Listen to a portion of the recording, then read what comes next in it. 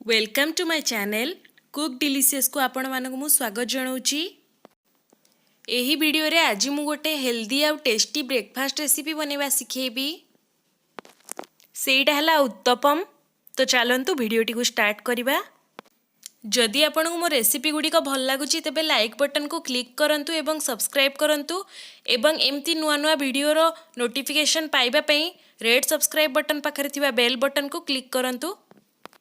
एही रेसिपीटी को बनैया पई कौन कौन इंग्रेडिएंट सब दरकार मु डिस्क्रिप्शन बॉक्स रे देई दीची, आपण सेठू नोट कर नेबे।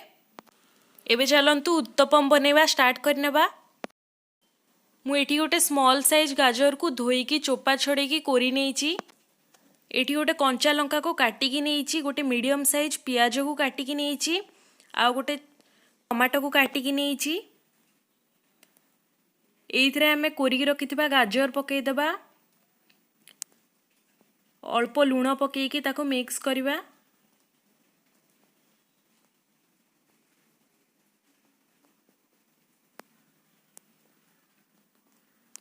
एबे मु भलरे ताको मिक्स कर देइची। एठी राति रे 7 रु 8 घंटा जाए 1 कप बिरी रे 2 कप चावल भिजेई की रखिथिली, ताकू सकाळू ग्राइंड करिकी गोटे स्मूथ बेटर प्रस्तुत करनेइची। एबे सेथिरे स्वाद अनुसार लुण एवं अल्प जीरा पकेइकी फेंटी दउची। एबे याकू हमें गोटे 2 मिनिट पई मिक्स करिबा। देखंतु बेटर केमतिया कंसिस्टेंसी अछि। याकू बेसी पानिया करिबानी हमें। एबे गोटे तावा को गरम हेबा पई बसई देइची। तावा वर्तमान गरम हे जाइची। सेइथरे मु हाफ स्पून घियो पकेइबी आ ताको भलो भाबरे स्प्रेड कर नउची।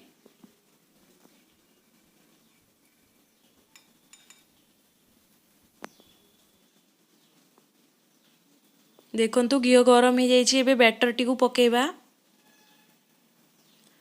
याकू एबे भलरे मोटा रखिकी गोल कर नउची।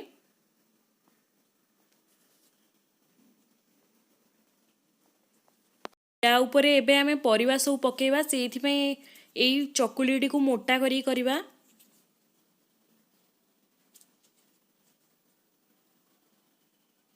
एबे मु मिक्स करिके रखिथिबा मसला सब या ऊपरे साइज रे पकेई देबी।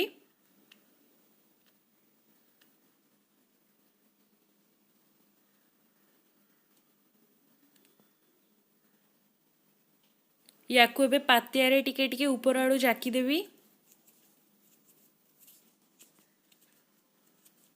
जा द्वारा कि परिवा सब पड़िवनी खसिकी।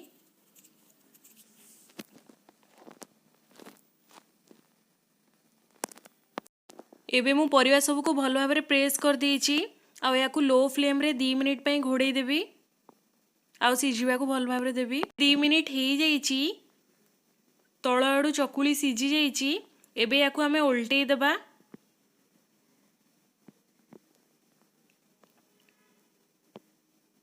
एबे मु उल्टेई देइची।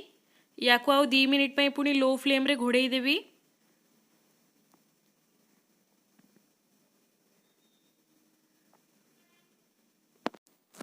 देखंतु एबे आम उत्तपम रेडी ही जाइची। याकू एबे हमें उल्टेई की देखिबा। देखंतु मु उल्टेई देली। एही उत्तपम रे बहुत सारा वेजिटेबल भर्ती हेगी अछि। सेइथि पई एहा स्वास्थ्य प्रति बहुत हितकर अटे। चलंतु याकू हमें गोटे प्लेट रे काढनबा। एबे मु याकू गोटे प्लेट रे काढी नेइची। देखंतु केते सुंदर उत्तपम रेडी होई जाइची। एही रेसिपीटी को आपण घरे ट्राई करंतु एवं केमती लागिला कमेंट सेक्शन रे कमेंट दे जणांतु।